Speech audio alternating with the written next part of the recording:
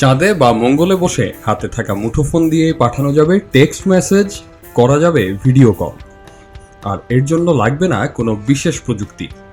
আর এই অসম্ভবকে সম্ভব করার ঘোষণা দিয়েছে আন্তর্জাতিক মহাকাশ গবেষণা সংস্থা নাসা।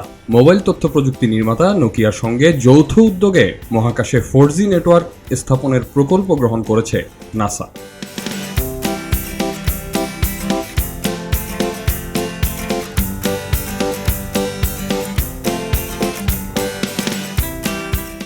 নাসা নোকিয়ার এই যৌথ উদ্যোগের মূল উদ্দেশ্য অন্যান্য গ্রহে মানুষের দীর্ঘমেয়াদী উপস্থিতির জন্য একটি চিরস্থায়ী সংযোগ স্থাপন করা।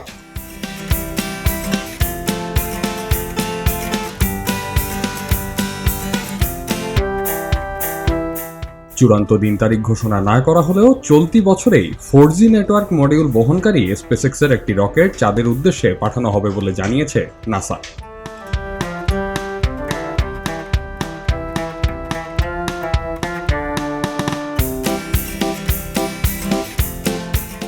বর্তমানে মহাকাশচারীরা রেডিও তরঙ্গ ব্যবহার করে একে অপরের সঙ্গে কথা বলেন বা মহাকাশ থেকে পৃথিবীতে যোগাযোগ করেন, যা বেশ দুর্বল ও সময় সাপেক্ষ যোগাযোগ ব্যবস্থা। তাই নাসা মহাকাশে, বিশেষ করে চাঁদে এমন একটি যোগাযোগ ব্যবস্থা চায় যা রিয়েল টাইম যোগাযোগের অভিজ্ঞতা দেবে, এর পাশাপাশি দ্রুত সময়ে উচ্চমানের ভিডিও এবং তথ্য উপাত্ত আদান প্রদানে সক্ষম হবে।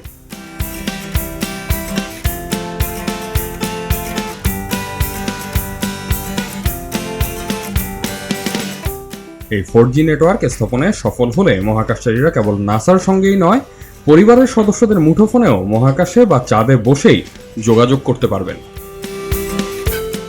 আহমদ সিফাত, খবরের কাগজ।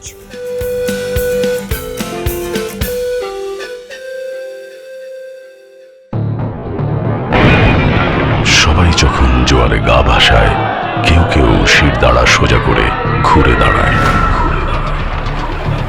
সময় যেখানে প্রতিনিয়ত হার মেনে নিতে শেখায়, কেউ কেউ চ্যালেঞ্জ ছুড়ে দেয়।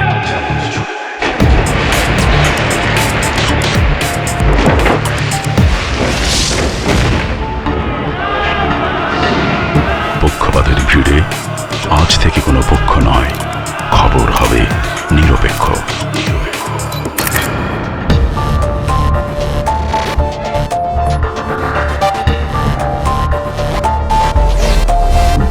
তথ্যবাদ, খবর হবে নিখাত। ভেঙে গুজবের শিক, খবর হবে নির্ভীক। এলো মুক্ত চিন্তার স্বাধীন দৈনিক খবরের কাগজ। এখন খবর হবে নিখাত, নির্ভীক, নিরপেক্ষ।